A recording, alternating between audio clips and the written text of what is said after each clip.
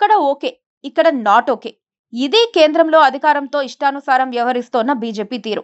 కేవలం ఉత్తరాదిలో బలంతో దక్షిణాదిపై పెత్తనం సాగించే కమలం పార్టీ ఇప్పుడు దక్షిణాపథంలోనూ వేరువేరు యార్డ్ స్టిక్స్ పాటిస్తోంది.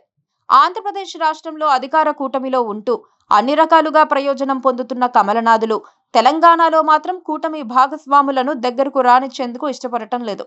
అంతవరకు ఉండండి చాలు, ఇక్కడ చంకెక్కేందుకు ప్రయత్నిస్తే ఊరుకునేది లేదని సున్నితంగా చెప్పేస్తున్నారు.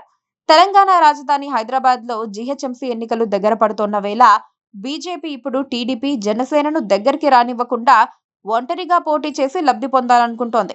తాము బలహీనంగా ఉన్న చోట కూటమి పంచన చేరుతూ తాము బలంగా ఉన్న చోట మాత్రం వారిని దూరం పెట్టే నీతి బీజేపీకి మంచి చేస్తుందా అన్న చర్చ కూడా జరుగుతోంది. బీజేపీ మితిమీరిన ఆత్మవిశ్వాసానికి గత జీహెచ్ఎంసీ ఎన్నికలే కారణమై చెప్పక తప్పదు.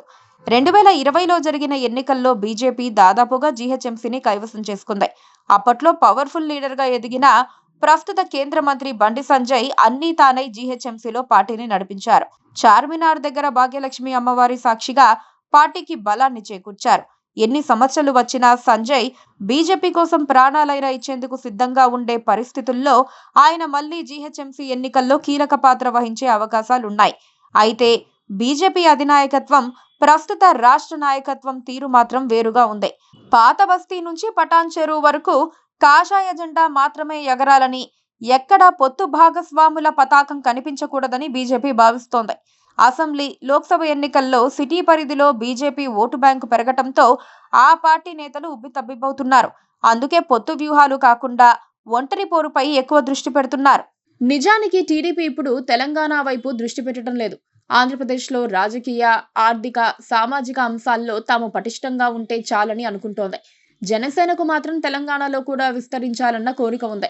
గత జీహెచ్ఎంసీ ఎన్నికల్లో బీజేపీ కోసం పోటీ నుంచి తప్పుకున్న జనసేన ఈసారి మాత్రం ఏదో విధంగా కొన్ని స్థానాల్లో గెలవాలనుకుంటోంది. పొత్తు, సీట్ల సర్దుబాటుపైనే ఆశలు పెట్టుకుంది. కనీసం 10-12 స్థానాలైనా తమ గుర్తుపై పోటీ చేయాలని భావిస్తోంది. అయితే బీజేపీ మాత్రం అందుకు విముఖంగా ఉంది.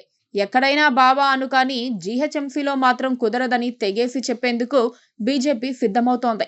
గత అసెంబ్లీ ఎన్నికల్లో 5 సీట్లు కేటాయిస్తే జనసేనకు ఒక నియోజకవర్గంలో కూడా డిపాజిట్ రాలేదని బీజేపీ నేతలు గుర్తు చేస్తున్నారు.